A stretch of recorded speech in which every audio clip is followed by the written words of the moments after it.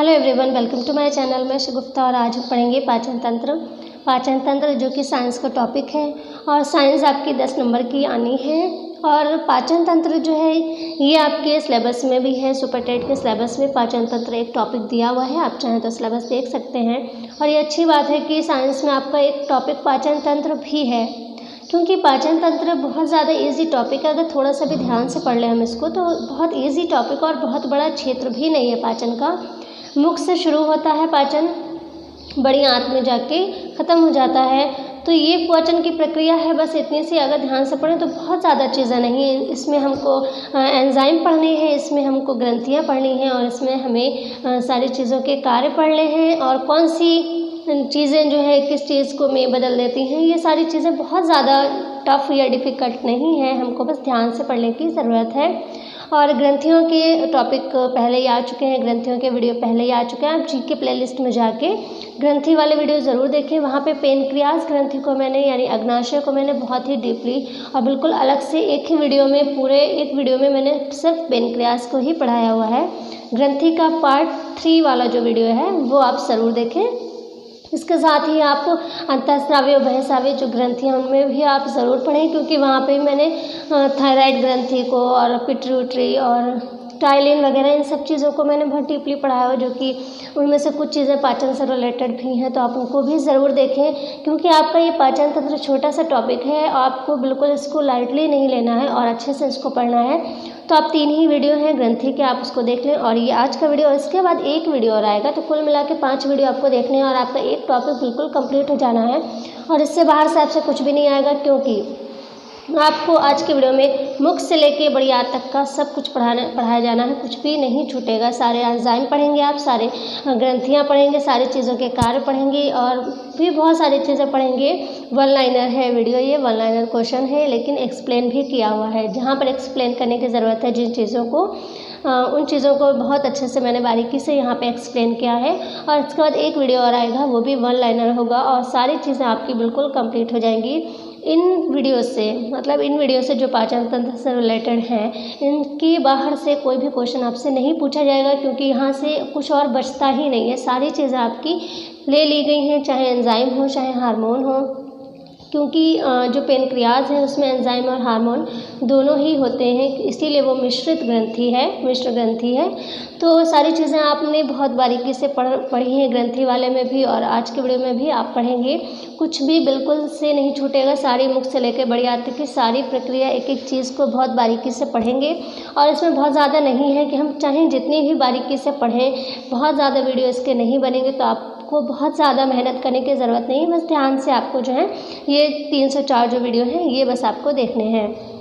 Channel पर नए हैं तो सब्सक्राइब ज़रूर कर दीजिए, साथ ही बेल आइकन को भी प्रेस कर दीजिए, क्योंकि यहाँ पर आपको कोई भी वेस्ट मटेरियल नहीं मिलता है। जितना टॉपिक होता है बस उतना ही आपको पढ़ाया जाता है। किसी भी टॉपिक को खींचकर 10 से 20 वीडियो यहाँ पे नहीं बनाए जाते हैं। तो आपको जितना पढ़ना है एग्ज़ाम के लिए जितना ज़रूरी है वो चीज़ें प्रॉपर आपको यहाँ पर मिलती हैं। तो चैनल को प्लीज़ ज़रूर सब्सक्राइब कर दें अगर नहीं किया है तो चलिए वीडियो स्टार्ट करते हैं। और हम सबसे पहले पढ़ेंगे क्वेश्चन आंसर को लेते हैं और जहाँ पर एक्सप्लेन करने की ज़रूरत है वहाँ पर आपका जो है अलग कलर से मैंने उसको जो है हाईलाइट कर दिया है, ताकि आपको चीज़ें जो है क्लियरली दिखें और आप जो है क्लियरली अच्छे से नोट कर पाएँ। ठीक है, तो पहला हमारा जो क्वेश्चन है वो है जिन प्राणियों में, और देखिए सारे क्वेश्चन बिल्कुल आप इतनी सारी चीज़ें आप कहीं भी नहीं पढ़ेंगे एक जगह, जितना आपको आज के वीडियो में मिलने वाला है। पहला है हमारा जिन प्राणियों में पाचन की पूरी प्रक्रिया शरीर के अंदर होती है उन्हें क्या कहते हैं। जिन प्राणियों में पाचन की पूरी प्रक्रिया जो है अंदर होती है, यानी शरीर के अंदर होती है या अंदर की तरफ होती है, उनको क्या कहते हैं, उनको कहते हैं होलोजोइक। और ये इम्पॉर्टेंट टॉपिक है, इम्पॉर्टेंट क्वेश्चन भी है ये, क्योंकि आपके एसएससी में ये क्वेश्चन पूछा जा चुका है। तो आपका सुपर टेट में पूछा जा सकता है, क्योंकि सुपर टेट जो आपका है वो भी किसी पीसीएस या एसएससी से कम नहीं है, वो भी बहुत हार्ड क्वेश्चन उसमें कई बार पूछे गए। 69,000 को ही आप देख सकते हैं। तो जिन प्राणियों में पाचन की पूरी प्रक्रिया शरीर के अंदर होती है उन्हें क्या कहते हैं, उन्हें कहते हैं होलोजोइक। जैसे मनुष्य है या कोई भी प्राणी है, उसके अंदर जो है जो भी पाचन की प्रक्रिया होती है वो शरीर के अंदर ही होती है। तो ऐसे प्राणियों को होलोजोइक कहते हैं। जिन प्राणियों में पाचन की पूरी प्रक्रिया शरीर के अंदर होती है उनको क्या कहते हैं, उनको होलोजोइक कहते हैं। नेक्स्ट है जिनमें पाचन की प्रक्रिया शरीर के बाहर होती है। ऐसे भी चीज़ें होती हैं जिनमें पाचन की प्रक्रिया शरीर के बाहर होती है, उन्हें क्या कहते हैं या उन्हें किस नाम से जानते हैं, तो उन्हें कहते हैं सेप्रोफाइट। सेप्रोफाइट जो होते हैं यानी मृतोपजीवी जिनको कहते हैं, आम भाषा में आप पढ़ें तो आपने पर्यावरण में भी पढ़ा होगा, पर्यावरण विषय में ये परजीवी, सहजीवी, मृतोपजीवी। तो जो मृतोपजीवी होते हैं इनको कहते हैं सेप्रोफाइट। और सेप्रोफाइट जो होते हैं यानी मृतोपजीवी जो होते हैं उन्हें अपघटक भी कहते हैं। और इन्हीं में जो है पाचन की प्रक्रिया शरीर के बाहर होती है, जैसे कवक, ठीक है। तो इनमें जो है जो पाचन की प्रक्रिया है वो शरीर के बाहर होती है, ना कि अंदर। तो इन्हें कहते हैं सेप्रोफाइट या मृतोपजीवी या अपघटक। इनमें से ऑप्शन में तीनों में से कुछ भी हो सकता है, तो आप ध्यान से पढ़ें। सेप्रोफाइट, मृतोपजीवी या अपघटक, तीनों ही चीज़ों में जो पाचन की प्रक्रिया है वो शरीर के बाहर होती है और इन्हें कहते हैं सेप्रोफाइट या मृतोपजीवी या अपघटक। और जिनकी प्रक्रिया पाचन की प्रक्रिया शरीर के अंदर होती है वो होते हैं होलोजोइक। जैसे हम सब जो हैं या जो भी जंतु हैं उनमें जो है पाचन की प्रक्रिया शरीर के अंदर होती है तो उनको होलोजोइक कहते हैं। और ये इम्पॉर्टेंट है और ये एसएससी और पिछले कई एग्जाम्स में पूछा भी गया है। नेक्स्ट देखें कि दांत की ऊपरी परत को क्षतिग्रस्त कौन करता है। सबसे पहली बात, दांत की ऊपरी परत क्या होती है। दांत की ऊपरी परत को क्षतिग्रस्त कौन करता है, तो वो अम्ल करता है, ठीक है। अम्ल करता है दांत की ऊपरी परत को क्षतिग्रस्त। अब दांत की ऊपरी परत क्या होती है, दांत की ऊपरी परत को इनेमल कहते हैं, जो कि शरीर का सबसे कठोर भाग होता है। अगर आपसे पूछा जाए शरीर का सबसे कठोर भाग कौन सा है या सबसे कठोरतम तत्व कौन सा है या पदार्थ कौन सा है या भाग कौन सा है, तो वह दांत की ऊपरी परत जो कि इनेमल होती है वो शरीर का सबसे कठोर भाग होता है। यहाँ तक कि हड्डी भी आपकी इतनी कठोर नहीं होती, या मतलब ये सोचें कि शरीर का सबसे कठोर भाग इनेमल होता है जो दांत की ऊपरी परत होती है। और उसको क्षतिग्रस्त कौन करता है, उसको क्षतिग्रस्त करता है अम्ल। लेकिन जब जैसे दांत की ऊपरी परत जो उसको क्षतिग्रस्त कौन करता है, अम्ल। हम चाय पीते हैं, चाय भी जो है दांतों की जो ऊपरी परत इनेमल है उसको क्षतिग्रस्त करती है। तो चाय तो हम रोज़ पीते हैं, ऐसे क्षतिग्रस्त होते होते तो वो बिल्कुल ख़त्म हो जाएगी, लेकिन नहीं, उसको रोज़ क्षतिग्रस्त होती है और वो रोज़ ही जो है ठीक हो जाती है। कैसे, उसको ठीक करने के लिए, उसका प्रभाव कम करने के लिए, किसका, अम्ल का प्रभाव कम करने के लिए उसको क्षार की आवश्यकता होती है। दांतों की जो ऊपरी परत है इनेमल, उसको क्षतिग्रस्त कौन करता है, अम्ल। और अम्ल के प्रभाव को कम करने के लिए किसकी आवश्यकता होती है, तो क्षार की आवश्यकता होती है। और क्षार किस में होता है, दांतों के संपर्क में जो चीज़ें आती हैं उनमें क्षार किस में है, टूथपेस्ट में क्षार होता है। तो टूथपेस्ट जो है वो तो हम रोज़ ही ब्रश करते हैं तो हमें रोज़ क्षार मिलता है, हमारे इनेमल को रोज़ क्षार मिलता है, तो इसलिए वो क्षतिग्रस्त भी होती है और वो ठीक भी हो जाती है। तो ये चीज़ें होती हैं और ये प्रक्रिया चलती रहती है। तो दांत की ऊपरी परत को क्षतिग्रस्त करता है अम्ल, और अम्ल के प्रभाव को कम करने के लिए किसकी आवश्यकता होती है, तो वो होती है क्षार की आवश्यकता, जो कि टूथपेस्ट में मिलता है। फिर देखें यहाँ पर teeth formula. Teeth formula important है और इसके लिए मैंने किसी साइंस की वीडियो में सारी चीज़ें आपको बताई हुई हैं। अगर नहीं बताई हैं तो आने वाले किसी वीडियो में आपको जो है कंदक और चवर्लक जो दांत होते हैं उनके बारे में भी बता दूंगी मैं। तो टीथ फार्मूला जो है वो है, ये है टीथ फार्मूला 2 1 2 3 बटा फिर 2 1 2 3 गुणा 2। अब जो गुणा 2 क्या है, एक तो ये ऊपर वाली दांत की वो हो गई और ये नीचे वाली, ये जो दांत होते हैं तो एक जो ऊपर वाली हो गई, एक नीचे वाली, तो एक ये 2 हो गए, यानी गुणा 2 कर दिया इसीलिए। तो ये जो एक फार्मूला है और एक ये है, तो ये एक तरफ का है, जैसे ये ऊपर के है मान लीजिए, तो ये एक तरफ के जो ये हो गया, ये 2 1 2 3 हो गया और इधर वाला 2 1 2 3 हो गया। और फिर इसी तरह से इसके 4 भाग होते हैं, दांतों को 4 भागों में बांटा जाता है। तो ये जो 2 1 2 3 है इधर वाला हो गया और 2 1 2 3 इधर वाला हो गया। अब ये 2 1 2 3 क्या है, ये समझिए आप। 2 1 2 3 के पहले हम एक हिस्से को समझते हैं, वही सेम दूसरी तरफ भी होता है, यानी ये जो दांत है तो जो इधर है सेम वही चीज़ उधर है और वही चीज़ सेम इधर है और इधर है, ठीक है। तो सबसे पहले हम एक चीज़ को समझते हैं, 2 1 2 3 क्या होता है। तो सबसे पहले 2 दांत जो सामने के होते हैं, जो बड़े होते हैं 2 दांत, इसीलिए 2 होते हैं दांत, तो 2 यहाँ पर है। फिर उसके पीछे एक नुकीला दांत होता है, ठीक है, जो कि एक ही होता है संख्या में। आप सभी देखें वो काटने के काम आते हैं, किसी भी चीज़ को चीरने के काम आता है। जो सामने के दांत होते हैं वो काटने के काम आते हैं, जो बड़े दांत होते हैं दो वो काटने के काम आते हैं। उसके पीछे वाला जो एक नुकीला दांत होता है, आप सभी देखें सभी में होता है, ऊपर भी होता है नीचे भी होता है। एक नुकीला सा दांत होता है, उसकी संख्या सिर्फ एक ही होती है और वो चीरने के काम आती है किसी भी चीज़ के। फिर उसके पीछे दो दांत और होते हैं, जो दो दांत और होते हैं उसको कहते हैं प्रीमोलर दांत कहते हैं उसको, और वो चबाने के काम आते हैं। उसके पीछे जो तीन दांत और होते हैं उसको कहते हैं मोलर, और वो भी लास्ट में चबाने का ही काम करते हैं। तो कुल मिला के दो दांत जो थोड़े बड़े होते हैं, फिर उसके पीछे एक दांत होता है नुकीला, फिर उसके पीछे दो दांत एक तरह के सेम एक जैसे होते हैं उनको कहते हैं प्रीमोलर, और उसके पीछे तीन दांत सेम एक जैसे होते हैं उसको कहते हैं मोलर। तो ये हो गया हमारा एक तरफ का हिस्सा, उसी तरह से ये दूसरी तरफ का भी हिस्सा होता है। और दो आप इसको देख लें तो 32 आ जाएगा आपका, 32 दांत होते हैं, तो ये आपका पूरा आ जाएगा। नेक्स्ट वीडियो में दांत का जो है और भी चीज़ें क्वेश्चन है नेक्स्ट वीडियो में, उसको हम देखेंगे। तो चीज़ें भी बताएंगे किस दांत को क्या कहते हैं, जैसे मोलर, प्री मोलर, तो ये इंग्लिश में कहते हैं इसको, हिंदी में चवड़लक और क्रंदक इस तरह के कहते हैं। तो वो सारी चीज़ें आप नेक्स्ट वीडियो में देखेंगे, वहाँ पे क्वेश्चन हैं दांत के, वो दांत से रिलेटेड, ठीक है। नेक्स्ट क्वेश्चन हमारा है टाइलिन नामक लार जो है जो कि मुख में होती है, इसका मुख्य कार्य क्या है।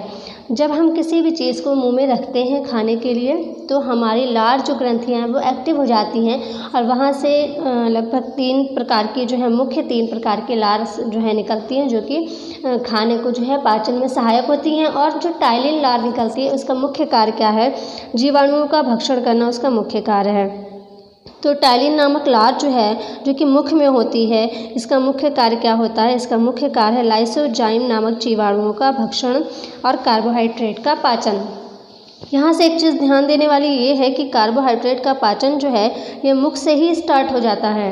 अभी वो भी चीज़ें आप पढ़ेंगे आगे कि प्रोटीन का पाचन कहाँ से स्टार्ट होता है, वसा का पाचन कहाँ से स्टार्ट होता है, और कार्बोहाइड्रेट का पाचन कहाँ से स्टार्ट होता है। तो यहाँ पर ध्यान दें कि कार्बोहाइड्रेट का पाचन मुख से ही स्टार्ट हो जाता है, और जो टाइलिन है ये मुख में ही होती है, यानी साइड में जो जबड़े होते हैं यहाँ से ग्रंथियाँ होती हैं, तो उनसे निकलता है जो लार, उसको कहते हैं टाइलिन। और टाइलिन लार क्या करती है, जब भी हम कुछ खाते हैं तो उस खाने में मौजूद जो जीवाणु होते हैं, और कौन सा जीवाणु भी कौन सा, लाइसोजाइम जो जीवाणु होता है, लाइसोजाइम नामक जीवाणु हो उसका जो है भक्षण करती है, यानी उसको ख़त्म कर देती है, उसका भक्षण करती है। और यहीं से जो है मुख से ही जो है कार्बोहाइड्रेट का पाचन भी होता है।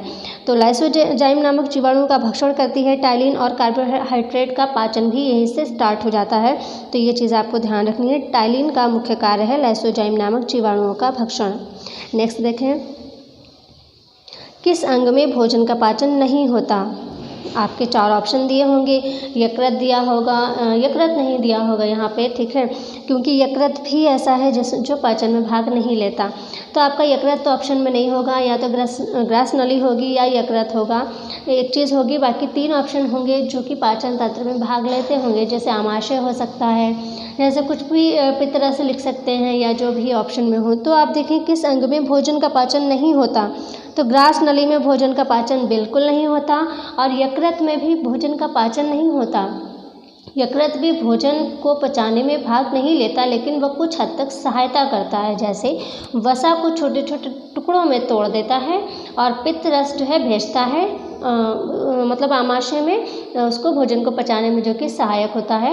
तो वह पित्त रस भेजता है और वसा को छोटे टुकड़ों में तोड़ देता है, बस वो इतना कार्य करता है। बाकी पाचन की जो प्रक्रिया होती है उसमें वो भाग नहीं लेता। यकृत पाचन की प्रक्रिया में भाग नहीं लेता, यानी लीवर जो होता है पाचन की प्रक्रिया में भाग नहीं लेता, बस वो सहायता करता है वसा को छोटे टुकड़ों में तोड़ने का और पित्त रस भेजने का। और जो पूरी तरह से पाचन प्रक्रिया में भाग नहीं लेती, मतलब सहायता भी नहीं करती, वो क्या है, ग्रास नली। ग्रास नली जो मुख होता है, मान लीजिए ये जो मुख है और यहाँ से जो हम कुछ भी खाते हैं, ठीक है, तो ग्रास नली यहाँ से स्टार्ट होती है, ग्रास नली यहाँ से स्टार्ट होती है। तो यहाँ पर जब खाना यहाँ तक आ जाता है, इस प्रक्रिया को यहाँ पर, यानी जो अंतिम छोर होता है मुख में खाने का, उसको कहते हैं बोलस। और यहाँ से जब इस नली से, ये जो ग्रास नली है, यहाँ से आमाशय तक की जो नली होती है, आमाशय तक जो भी आमाशय इस तरह का जो भी होता है, तो यहाँ तक जो है कोई भी पाचन नहीं होता, इतने हिस्से में कोई भी पाचन नहीं होता, बस वो यहाँ से लेके यहाँ तक चीज़ें सरकती हैं, बल्कि कोई पाचन नहीं होता। तो ग्रास नली में बिल्कुल कोई पाचन नहीं होता। कौन सा अंग जो है पाचन क्रिया में भाग नहीं लेता, अगर पूछा जाए तो ग्रास नली है, भाग नहीं लेती। लेकिन अगर ग्रास नली नहीं है ऑप्शन में, यकृत दिया है, तो आप यकृत कर सकते हैं, क्योंकि यकृत भी पाचन क्रिया में भाग नहीं लेता, बस वो सहायता करता है। वो चीज़ें अभी आप और आगे पढ़ेंगे। फिर नेक्स्ट है, मुंह में भोजन को चबाने की अंतिम प्रक्रिया क्या कहलाती है। जैसे कि अभी बताया हुआ है, मुंह में भोजन को चबाने की अंतिम प्रक्रिया कहलाती है बोलस। यानी जब भी हम कुछ खाते हैं, मुंह में रखते हैं, तो हर चीज़ भाग लेती है। हमारी टंग भाग लेती है उसको खाने में, दांतों का भी भाग होता है, कुछ काम करते हैं काटने का, कुछ चीरने का, कुछ चबाने का, तो और फिर लार भी काम करती हैं, ग्रंथियाँ काम करती हैं। तो सारी चीज़ें जब ग्रास नली में बिल्कुल जाने के लिए तैयार हो जाती हैं चीज़ें, उस स्थिति पर जो खाना होता है उसको कहते हैं बोलस। ठीक है, यानी मुंह में भोजन को चबाने की अंतिम प्रक्रिया कहलाती है बोलस। यानी जो ग्रास नली होती है उसमें बस जाने से पहले तक, यानी यहाँ पर जब कोई भी खाना आता है, उस अंतिम प्रक्रिया को कहते हैं बोलस। तो ये इंपॉर्टेंट चीज़ें हैं सभी, ये आपको शायद ही कहीं मिलें। ठीक है, तो आप आज के वीडियो में बहुत बारीकी से सारी चीज़ें पढ़ेंगे, पाचन से रिलेटेड आपका कुछ भी नहीं छूटने वाला, तो बस बने रहें लास्ट तक। मुंह में भोजन को चबाने की अंतिम प्रक्रिया बोलस कहलाती है। नेक्स्ट है, रेनिन किसका पाचन करता है। तो रेनिन जो है वो दूध का पाचन करता है, और ये सभी को पता होगा, ये सिंपल है लेकिन इम्पॉर्टेंट है। फिर है, पेप्सिन किसका पाचन करता है। पेप्सिन करता है प्रोटीन का पाचन, और रेनिन करता है दूध का पाचन, तो इसको ध्यान रखें। नेक्स्ट है, आमाशय में भोजन के अंतिम रूप को क्या कहते हैं। यानी जो भी आमाशय होता है, जैसे इस तरह का कुछ आमाशय होता है, तो आमाशय में जब यहाँ से ग्रास नली से आमाशय में कोई भी चीज़ आती है, फिर यहाँ पर बहुत सारी चीज़ें होती हैं। इसमें जो प्रक्रिया होती है, यहाँ पे जठर रस निकलता है, यहाँ से इसकी जो दीवारें होती हैं, यहाँ से जो है ये जठर रस निकलता है, और सारी पाचन की जो प्रक्रिया होती है, फिर इसके बाद जाती है किसमें, छोटी आंत में, जो इस तरह से होती है। जो छोटी आंत में जब जाने से पहले, यानी आमाशय में जो भी प्रक्रिया होती है, जब वो प्रक्रिया आमाशय वाली ख़त्म होती है, तो उस आमाशय में भोजन के अंतिम रूप को क्या कहते हैं, उसको कहते हैं काइम। जैसे मुख में भोजन के अंतिम रूप को कहते हैं बोलस, इसी तरह से आमाशय में भोजन के अंतिम रूप को कहते हैं काइम। यानी जब आमाशय में जो भी प्रक्रिया है वो पूरी हो जाती है, और जब भोजन जो है छोटी आंत में जाने के लिए बिल्कुल तैयार होता है, तब उस स्थिति पर उसको कहते हैं काइम। यानी आमाशय में भोजन के अंतिम रूप को काइम कहते हैं। नेक्स्ट, आमाशय के बाद भोजन किस अंग में पहुंचता है। जैसे कि अभी बताया, आमाशय के बाद भोजन छोटी आंत में पहुंचता है, बड़ी आंत में नहीं। ठीक है, छोटी आंत में पहुंचता है, उसके बाद बड़ी आंत में पहुंचता है, क्योंकि छोटी आंत बोली जाती है, लेकिन वो बड़ी होती है। बड़ी आंत जो है वो छोटी होती है, छोटी आंत बड़ी होती है लंबाई में, और बड़ी आंत छोटी होती है, यहाँ पर उल्टा है। तो छोटी आमाशय के बाद भोजन किस अंग में पहुँचता है, वो छोटी आंत में पहुँचता है, और फिर बड़ी आंत में पहुँचता है। अब देखिए, छोटी आंत में अंग क्या क्या होते हैं, यानी अगर किसी चीज़ से जुड़ी और कुछ और चीज़ें हैं तो वो भी मैं आपको बता दूँगी साथ में, ताकि उनसे रिलेटेड अगर कोई क्वेश्चन आता है तो वो भी आपका गलत ना हो। तो छोटी आंत जो होती है, यानी आमाशय के बाद भोजन छोटी आंत में जाता है, उसके बाद फिर बड़ी आंत में जाता है। तो छोटी आंत के भाग कौन कौन से हैं। छोटी आंत के 3 भाग हैं, जेजुनम, इलियम और ड्यूडेनम। यहाँ पे डेनम है, ठीक है, ड्यूडेनम। तो छोटी आंत के 3 भाग हैं, जेजुनम, इलियम और ड्यूडेनम। और इसी तरह से बड़ी आंत के भी 3 भाग हैं, सीकम, कोलिन और रेक्टम। ठीक है, छोटी आंत के 3 भाग हैं, जेजुनम, इलियम, ड्यूडेनम। और इसी तरह से बड़ी आंत के भाग हैं, सीकम, कोलिन और रेक्टम। और इसके बारे में भी क्वेश्चन आप पढ़ेंगे नेक्स्ट वीडियो में। तो मतलब यहाँ से क्वेश्चन ये बन सकते हैं कि सबसे ज़्यादा भोजन सबसे ज़्यादा देर तक कौन से भाग में रुकता है, यानी छोटी आंत के कौन से भाग में सबसे ज़्यादा देर तक भोजन रुकता है, जेजुनम में या फिर इलियम में या ड्यूडेनम में, या फिर कौन से भाग में पाचन होता ही नहीं है। तो इनमें से भी पूछा जा सकता है। इनमें तीनों में से एक भाग है जिनमें से भोजन का कोई पाचन नहीं होता। तो ये भाग होते हैं, छोटी आंत के भाग हैं 3 और बड़ी आंत के 3 भाग हैं। इनसे रिलेटेड क्वेश्चन आपके नेक्स्ट वीडियो में है। ठीक है, तो फिर देखें छोटी आंत के निकलने वाले एंजाइम कौन कौन से हैं। तो छोटी आंत से जो एंजाइम निकलते हैं वो इम्पॉर्टेंट है और यहाँ से कई बार क्वेश्चन पूछे गए हैं, क्योंकि छोटी आंत में भोजन काफ़ी देर तक रुकता है, क्योंकि वो सबसे बड़ी होती है और बड़ी आंत छोटी होती है, तो इसलिए छोटी आंत में काफ़ी प्रक्रिया भी चलती है वहाँ पर भी। तो छोटी आंत से निकलने वाले एंजाइम कौन कौन से हैं, एंजाइम किसको कहते हैं और हार्मोन किसे कहते हैं, वो सारी चीज़ें भी मैंने आपको ग्रंथि वाले वीडियो में बताई हुई हैं। तो छोटी आंत से निकलने वाले एंजाइम कौन कौन से, पहला है सुक्रेज। और सुक्रेज जो एंजाइम निकलता है उसका काम क्या है, मतलब क्यों निकलता है, कोई भी चीज़ वेस्ट तो नहीं निकलती, किसी न किसी चीज़ का कुछ ना कुछ कार्य रहता है शरीर में। तो जो छोटी आंत से निकलने वाला एंजाइम है सुक्रेज, तो सुक्रेज का क्या कार्य है, सुक्रेज का काम है सुक्रोज को ग्लूकोज और ग्लैक्टोज में बदलना। जो भोजन में सुक्रोज होता है उसको ग्लूकोज और ग्लैक्टोज में बदल देता है कौन, सुक्रेज। सुक्रेज बदल देता है, यानी सुक्रोज को, जो भोजन में सुक्रोज होता है उसको ग्लूकोज और ग्लैक्टोज में बदल देता है, जो कि फ़ायदे के लिए होता है। सुक्रोज जो है हानिकारक होता है, इसलिए सुक्रोज को जो है ग्लूकोज और ग्लैक्टोज में बदल देता है, और सुक्रोज का कोई काम भी नहीं है, इसीलिए सुक्रोज को ग्लूकोज और ग्लैक्टोज में बदल देता है कौन, सुक्रेज। फिर है कौन सा दूसरा एंजाइम, माल्टेज।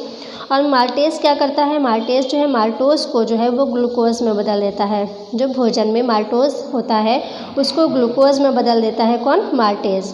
यानी पहले भी ग्लूकोज में बदला सुक्रोज को, लेकिन वो किसने बदला, सुक्रेज ने बदला, सुक्रोज को ग्लूकोज में बदला, और माल्टोज को ग्लूकोज में कौन बदलता है, वो माल्टेज बदलता है। फिर लैक्टेज जो है लैक्टोज को ग्लूकोज और फ्रुक्टोज में बदलता है कौन, लैक्टेज। तो ये चीज़ें इंपॉर्टेंट हैं और यहाँ से कन्फ्यूज़न बिल्कुल ना हो आपको, इसलिए बिल्कुल ध्यान से इसको पढ़ना है कि किस चीज़ को कौन बदलता है। तो लैक्टोज जो है वो लैक्टोज को बदलता है किसमें, ग्लूकोज और फ्रैक्टोज में, यानी तीनों ही एंजाइम जो है किसी न किसी रूप में ग्लूकोज को ही बनाते हैं, लेकिन अलग अलग चीज़ों से जैसे माल्टोज से बनाता है ग्लूकोज को, लैक्टेज जो है वो लैक्टोज से ग्लूकोज को बनाता है, और जो सुक्रेज है वो सुक्रोज से ग्लूकोज को बनाता है और ग्लैक्टोज को बनाता है, और लैक्टोज जो है ये जो है ग्लूकोज और फ्रुक्टोज को बनाता है लैक्टोज से। तो ये चीज़ें आपको बहुत बारीकी से ध्यान से पढ़ना है, इसमें कन्फ्यूज़न ना हो, आप इधर का उधर ना कर दें कुछ। अब देखिए छोटी आंत की लंबाई, यानी छोटी आंत से रिलेटेड कुछ चीज़ें पढ़ लेते हैं जो कि इम्पॉर्टेंट हैं। तो छोटी आंत की लंबाई देखें, छोटी आंत जो है वो छोटी बोली जाती है, लेकिन वो बड़ी होती है और बड़ी आंत छोटी होती है। छोटी आंत की लंबाई लगभग 6 से 7 मीटर होती है। छोटी आंत की लंबाई लगभग 6 से 7 मीटर होती है और ये बैंगनी रंग की होती है, इंपॉर्टेंट है। यानी छोटी आंत का रंग कैसा होता है, बैंगनी, और 6 से 7 मीटर लंबी होती है। वहीं बड़ी आंत की लंबाई कितनी, 1.5 मीटर, यानी 1.5 मीटर की जो है वो बड़ी आंत होती है, और 6 से 7 मीटर की जो है वो छोटी आंत होती है, और बड़ी आंत जो है वो 1.5 मीटर लगभग होती है, 1.5 मीटर, और ये गहरे लाल रंग की होती है। छोटी आंत जो है वो बैंगनी रंग की होती है, बड़ी आंत जो है वो गहरे लाल रंग की होती है, और बड़ी आंत जो है वो लगभग 1.5 मीटर की होती है, और छोटी आंत जो है वो लगभग 6 से 7 मीटर की होती है। अब देखिए बड़ी आंत का मुख्य कार्य क्या है, यानी भोजन जो है ग्रास नली से आमाशय में जाता है और आमाशय से छोटी आंत में जाता है, और फिर छोटी आंत के बाद जो है वो बड़ी आंत में जाता है।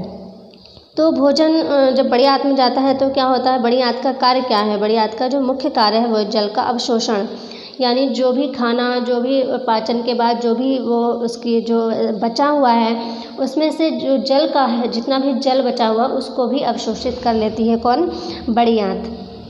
तो बड़ी आंत का मुख्य कार्य है जल का अवशोषण करना। फिर नेक्स्ट है कार्बोहाइड्रेट का पाचन कहाँ से स्टार्ट होता है, आपको अभी शुरू में ही बताया हुआ है, कार्बोहाइड्रेट का पाचन मुख से स्टार्ट होता है। कार्बोहाइड्रेट का पाचन मुख से स्टार्ट होता है जब टाइलिन जो है वो एक्टिव होता है और खाने में जो लाइसोजाइम जीवाणु होता है उसका भक्षण कर लेता है, यानी उसको नष्ट कर देता है, उसको ख़त्म कर देता है, और इसके बाद जो है कार्बोहाइड्रेट का पाचन स्टार्ट हो जाता है वहीं से, यानी भोजन में जो कार्बोहाइड्रेट होता है उसका पाचन वहीं से स्टार्ट हो जाता है, यानी मुख से ही स्टार्ट हो जाता है कार्बोहाइड्रेट का पाचन।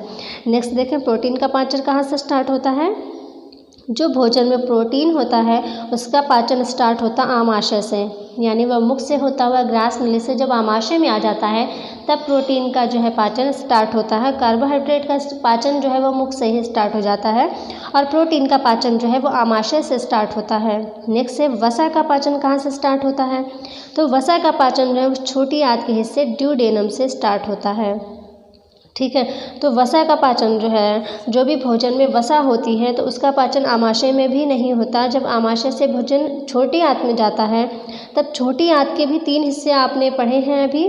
तो जो जूजेनम है, इलियम है, ड्यूडेनम है, 3 हिस्से हैं छोटी आंत के। तो छोटी आंत के जो ड्यूडेनम है उसमें किसका होता है, वसा का पाचन होता है। इतना डीपली हो सकता है आपसे ना पूछें, बस इतना पूछ सकते हैं कि वसा का पाचन किस अंग से स्टार्ट होता है। ऑप्शन में छोटी आंत दे सकते हैं, लेकिन क्योंकि चीज़ें आप पढ़ रहे हैं तो सारी चीज़ें पढ़ें। हो सकता है छोटी आंत के हिस्से ही पूछ लें, कार्डियक पूछ लें, आमाशय का जो कि हिस्सा है, मतलब आप पिछले वीडियो में नेक्स्ट वीडियो में आप पढ़ेंगे आमाशय के हिस्से भी जो कि कार्डियक वगैरह हैं। तो हो सकता है ऑप्शन में इस तरह के भाग दे दें, वो किसी अंग को ना पूछकर उसके भाग दे दें। तो इस तरह से आपको पता होना चाहिए कि वसा का पाचन छोटी आंत में तो होता है, लेकिन छोटी आंत के किस भाग में होता है, वो ड्यूडेनम में होता है। तो ये ध्यान रखें, ड्यूडेनम से स्टार्ट होता है वसा का पाचन। और नेक्स्ट है प्रोटीन का पाचन जो है किस एंजाइम द्वारा होता है, यानी प्रोटीन का पाचन आमाशय से स्टार्ट तो होता है, लेकिन किस एंजाइम द्वारा होता है पाचन। तो प्रोटीन का पाचन जो है वो ट्रिप्सिन एंजाइम द्वारा होता है। और ये एंजाइम है, ये भी ध्यान रखना है आपको, हार्मोन नहीं है। तो प्रोटीन का पाचन जो है वो आमाशय से स्टार्ट होता है, और आमाशय से स्टार्ट तो होता है पर किसके द्वारा होता है पाचन, प्रोटीन का पाचन ट्रिप्सिन एंजाइम द्वारा होता है। नेक्स्ट है वसा का पाचन जो है, वसा का पाचन ड्यूडेनम में होता है, छोटी आंत में, लेकिन किसके द्वारा होता है, तो वसा का पाचन लाइपेज जो एंजाइम होता है इसके द्वारा होता है। वसा का पाचन लाइपेज एंजाइम द्वारा होता है। नेक्स्ट है खाने में विषैले पदार्थ व जीवाणुओं को खत्म करने का काम कौन सा अंग करता है। खाने में विषैले पदार्थ यानी जहरीले पदार्थ जो खाने में अगर हैं उनका और जीवाणुओं को खत्म करने का काम कौन सा अंग करता है, तो वो करता है यकृत या लीवर। यकृत को ही लीवर कहते हैं या जिगर भी कुछ लोग कहते हैं। तो यकृत को ही लीवर कहते हैं, और इसका काम क्या है, भोजन में विषैले पदार्थ व जीवाणुओं को खत्म करना। किसका काम है, यकृत का। और जीवाणु भी नहीं बल्कि विषैले जो पदार्थ होते हैं ये मेन काम है, विषैले पदार्थ को खत्म करना किसका काम है, यकृत और लीवर का। यानी यकृत को ही लीवर कहते हैं, यकृत या लीवर का काम है विषैले पदार्थ को खत्म करना और जीवाणुओं को खत्म करना। ठीक है। नेक्स्ट है पित्त रस का निर्माण कहाँ होता है। मोस्ट इम्पॉर्टेंट है, पित्त रस का निर्माण कहाँ होता है, तो पित्त रस का निर्माण भी लीवर में होता है। जैसे कि अभी बताया आपको, यकृत जो है वो पाचन में भाग नहीं लेता, बस सहायता करता है। क्या सहायता करता है, पित्त रस भेजने में सहायता करता है और वसा को छोटे टुकड़ों में तोड़ने का कार्य करता है। तो पित्त रस का निर्माण कहाँ होता है, लीवर में होता है, यानी यकृत में होता है। और यूरिया का निर्माण भी जो है यकृत में होता है। तो अगर पूछा जाए पित्त रस का निर्माण या यूरिया का निर्माण अगर पूछा जाए तो दोनों जो है यकृत में होते हैं। पित्त रस और यूरिया दोनों का निर्माण यकृत में होता है। नेक्स्ट है जैसे कि अभी हम लीवर के बारे में पढ़ रहे हैं थोड़ा सा, हालांकि ये सारी चीज़ें लीवर के बारे में मैंने ग्रंथि वाले वीडियो में बताई हुई हैं, बट फिर भी यहाँ पर आप पढ़ रहे हैं तो साथ ही पाचन की चीज़ें पढ़ रहे हैं तो यहाँ पर भी आप ज़रूर पढ़ें, ताकि आपके सारे नोट्स एक जगह बिल्कुल कलेक्ट हो सके। तो क्योंकि लीवर से रिलेटेड क्वेश्चन कई बार ज़रूर पूछे जाते हैं, और लीवर जो है क्योंकि वो इम्पॉर्टेंट है, वहाँ से क्वेश्चन बहुत सारे बनते हैं, तो उसको हम पढ़ लेते हैं। सबसे पहला, लीवर पाचन क्रिया में भाग नहीं लेता, बस सहायता करता है। वो पित्त रस भेजता है और वसा को छोटे टुकड़ों में तोड़ता है, जैसे कि अभी बताया हुआ है। नेक्स्ट है, लीवर सबसे बड़ी ग्रंथि है, यह भी पूछा जा सकता है। शरीर की सबसे बड़ी ग्रंथि कौन सी है, तो शरीर की सबसे बड़ी जो ग्रंथि है वो है लीवर ग्रंथि। लेकिन यहाँ पे ये ध्यान दें कि सबसे बड़ी ग्रंथि अगर पूछा जा रहा है, सबसे बड़ी ग्रंथि, तब आप बोलेंगे लीवर, यानी कि यकृत है। लेकिन अगर अंतःस्रावी बहिर्स्रावी के नाम से पूछा जाएगा तो ऐसा नहीं है, तो अलग हो सकता है, आप ग्रंथि वाला वीडियो देखें। तो लीवर जो है सबसे बड़ी ग्रंथि है, यानी यकृत जो है, लीवर यकृत एक ही बात है, वो सबसे बड़ी ग्रंथि है शरीर की। और सबसे छोटी अंतःस्रावी ग्रंथि कौन सी है, वो है थायराइड। ठीक है, सबसे छोटी अंतःस्रावी ग्रंथि पूछी जाएगा तो वो थायराइड है। और शरीर की सबसे बड़ी ग्रंथि कौन सी है, वो है लीवर यानी यकृत है। नेक्स्ट है, लीवर को शरीर की क्या कहते हैं, रसायन प्रयोगशाला भी कहते हैं। लीवर को शरीर की रसायन प्रयोगशाला कहते हैं। क्यों, क्योंकि लीवर जो है, अगर किसी भी मनुष्य का लीवर आधा काट दिया जाए, जो यकृत है लीवर है, अगर किसी भी मनुष्य का आधा लीवर काट दिया जाए तो वो लगभग 1 से 2 महीने में खुद में ही अपने आप से ही रिकवर हो जाता है और वो कंप्लीट पूरा फिर से बन जाता है।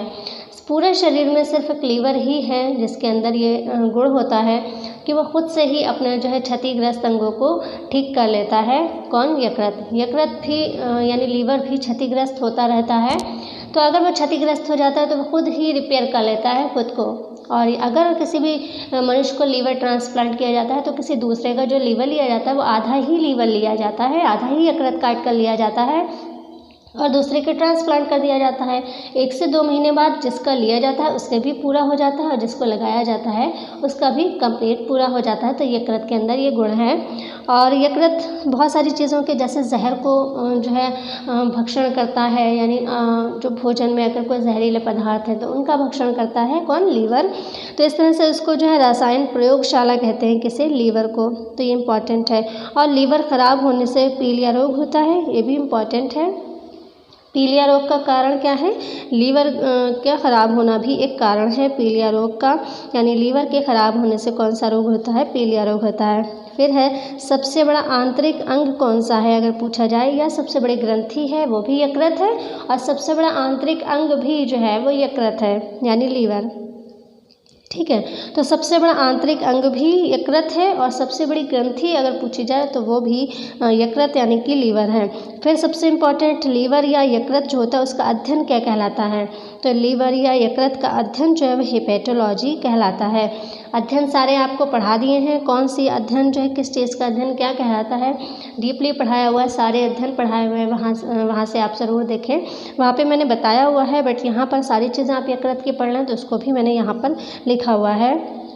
तो लीवर या यकृत का जो अध्ययन है वो हिपेटोलॉजी कहलाता है और ये इम्पॉर्टेंट है। तो आज के वीडियो में हमने वन लाइनर लिए हैं और वन लाइनर के साथ साथ जिन चीज़ों को एक्सप्लेन करने की ज़रूरत थी एक्सप्लेन भी किया है। आपने छोटी याद के भाग देखे, बड़ी याद के भाग देखे, यकृत के बारे में डीपली पढ़ा, एंजाइम के बारे में डीपली पढ़ा, कौन सा सुक्रेज या माल्टेज जो है वो किसको किस में बदलता है, वो सारी चीज़ें आपने पढ़ी यहाँ पे।